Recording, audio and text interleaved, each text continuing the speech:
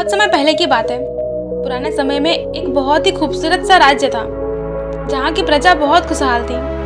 एक दिन उस राज्य के राजा को पता चला कि उसके राज्य में एक ऐसा व्यक्ति रहता है जिसका चेहरा देखने से पूरा दिन खराब हो जाता है। अब इस बात में कितनी सच्चाई है इसका पता लगाने के लिए राजा ने अपने सिपाहियों से कहा कि जाओ और उस व्यक्ति की तस्वीर लाके मेरे सोने वाली जगह पे लगा दो।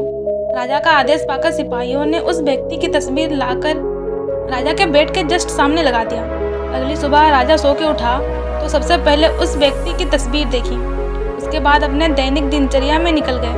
संयोगवश राजा उस दिन अपने कामों में इतना व्यस्त हुआ कि सच में शाम तक उसे कोई खाना भी नसीब नहीं हुआ। उसे भूख और प्यास का एहसास होने लगी कि तभी उसे ध्यान आया कि अरे मैंने तो सो के उठते साथ सबसे पहले उस व्यक्ति की तस्वीर देखी, शायद इसलिए मुझे आज खाना नसीब नहीं हुआ।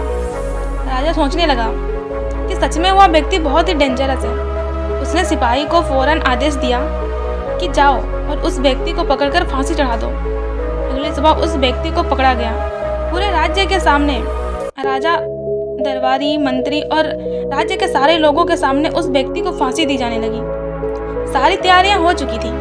राजा ने उस व्यक्ति से कहा कि बताओ, आज तुम्हारा आखिरी दिन है, आज तुम्हारी कोई आखिरी इच्छा हो तो बताओ, उसे पूरी कर दी जाएगी। उस व्यक्ति ने सोचा, मर तो मुझे ऐसे भी जाना है तो क्यों ना दिल की भड़ास निकाली जाए।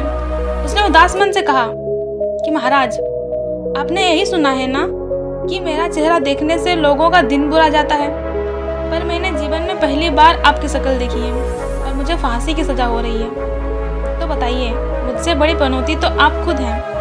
उस व्यक्ति की बात सुनकर राजा को अपनी गलती का एहसास हो जाता है।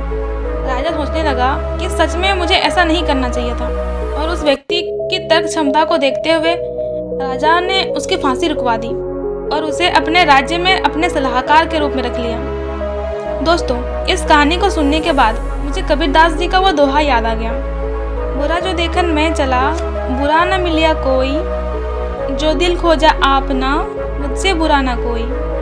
इसका अर्थ है, जब मैं इस संसार में बुराई खोजने चला तो मुझे कोई बुरा ना मिला। जब मैंने अपने मन में झांक कर देखा तो मुझसे बुरा कोई नहीं। दोस्तों, बेशक आप लोगों में बुराइयां ढूंढिए, पर शुरुआत खुद से करिए।